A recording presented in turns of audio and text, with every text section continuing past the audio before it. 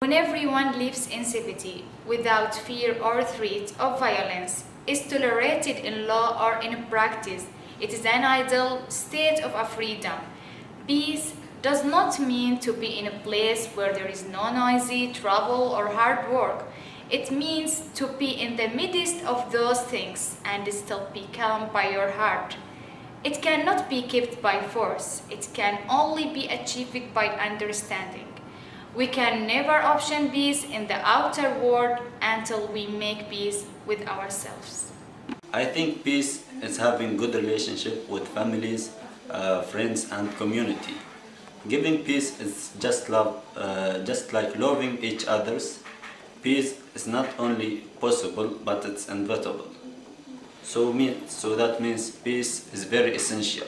So we must live together in peace and unity to achieve responsible relationship. Peace. I look at peace in three perspectives. As my personal perspective, my personal space, the social space, and the public space. So just to define what peace means to me, peace is about having the freedom to express myself, cessation of war, and having tranquility. Key points that takes a relationship further is one, trust, to have trust. Second one, you should be able to listen to your friends or be a good listener. And third one, I think your ego should not take better out of you. The word peace itself, it is more than absence of war and strife. Is the positive presence of harmony, salvation, joy, blessing, and reconciliation. So, if we want to live in a peace life, we have to do three things. Pursue peace as our duty, pursue peace with everyone, and keeping in our mind that we pursue peace in the light of God's mercy. So, if there is peace in our relationship, it fills us with joy, power, and confidence. And we really can test this when we enjoy the fruit of repentance, confessions, and forgiveness for everyone. So, if it is possible, as far as it depends on you, be in peace with everyone. Peace is a complex process of acquiring values, knowledge, attitudes, skills, and behaviors to live in a harmony with oneself, family, community, nation. Hello everybody, I am Ahmed Massan. I am from Yemen. I am studying at University of Buraimi. All of us want the peace that occurs between all social groups, which everybody hope to keep the absence the war. The peace cannot be kept by the force. It can only be achieved by understanding. Everyone should know that when the power of the love overcomes the love of power, so finally the world will know about the peace. The peace is simply, it's the key to solving all our problems. I think the first line, whether conflict between people or conflict between countries, should be peace. Try to resolve whatever problem there is through communication and dialogue. Actually, the problem is not in the differences of our relationship. but the problem is lie on how we handle these differences and relationship. If our ego gets in the way, that will lead us to do things that will threaten our peace and relationship. It's not good to put the peace in the line of problem only, but you have to improve the life skill to keep the peace in your relationship. For example, awareness. You have to be aware of your own role of the relationship. When the differences is erased, you have to be observer one. You have to observe your thought, your mind, your emotion, and also your ego. And one way to improving the life skill is to asking yourself a question. For example, you can ask yourself, what I want exactly in this moment? Also, you can ask yourself, is what I want is coming from my heart or my ego? Secondly, making lovely eye contacts. Lovely eye contact is the most powerful life skill that maintains the peace in your relationship. When you are contacting with the partner, you can feel that you are projecting amount of love from your heart through your eyes to the partner's eyes. Also, don't overact when you are contacting with the partner. Don't suppress thought and try to be quick to apologize.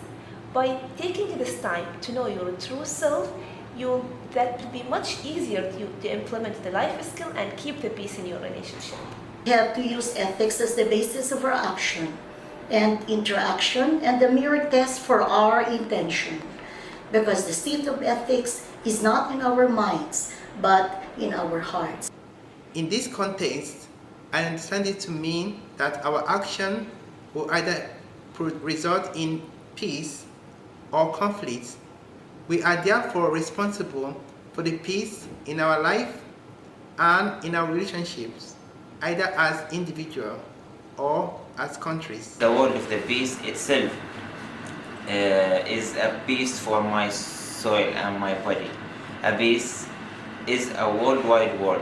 I can say the peace holds many meanings in my life, like love, coexistence, cooperation, solidarity between the members, in particular my family members, and among the member of the community in general. A good relationship does not usually happen, you have to work at it. And a good relationship simply means different things to different people. For that, we need to accept, respect, and involve each other's culture, and peace will be the result. Peace is state of the calm. It used to term peace opposite way. Peace is a way to achieve harmony between people. When the peace is achieved among people, see the harmony manifested wonderful among people, no matter what race. When peace prevails between the country and government, that means the safe and stability environment is the success.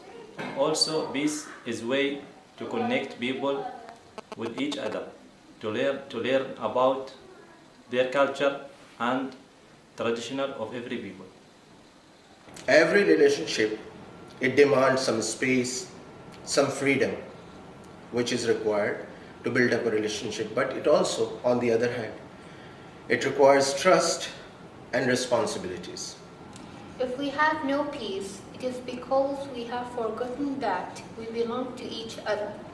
When the power of love overcomes the love of power, the world will know peace. Peace is not something you wish for. It is something you make, something you do, something you are, and something you give away. Peace is not absence of conflict. It is the ability to handle conflict by peaceful means. Greetings everyone on this occasion of Global Ethics Day 2016. Let me at the outset thank the University of Buraimi for encouraging the College of Health Sciences to organize this year's Global Ethics Day, the first of its kind probably in Oman. I must also thank the team that organized and made the effort to make this event a reality. I must also congratulate the team for choosing a sub-theme within the overall ambit of the main theme, War and Peace. The theme, peace as an outcome of responsible relationships reminds us that peace is our individual responsibility. Because conflict usually starts from a broken relationship. It is true of families, it is true of communities, it is true of nations. Why do we have war? Because there is a desire in us to control others. There is a desire in us to distrust others. There is a desire in us to be the masters of the world. And that provokes us to engage in war. The consequence is only destruction and distress for ages to come. If we really want to achieve peace in this world, we must focus on the things that cause war and tell ourselves that we will not intentionally engage in anything that promotes war. We have to tell ourselves that we will learn to love, we will learn to trust, we will learn to forgive. If that is our attitude, then I'm sure there will not be any conflict in families, in communities, and in nations. As an academic institution, we are in the business of preparing global citizens. Therefore, it is important for us to engage our students in these global activities that open their eyes to the issues that cause conflict. So we must continue to engage in such efforts and encourage the future generation to avoid the mistakes that we have made in our own generations and the mistakes that past generations made that resulted in war and conflict. I wish you all the very best on this occasion, and I hope that we will continue to focus on such an important issue. I must congratulate the Carnegie Council for establishing a forum that can focus on ethical issues in international affairs. Thank you for this opportunity.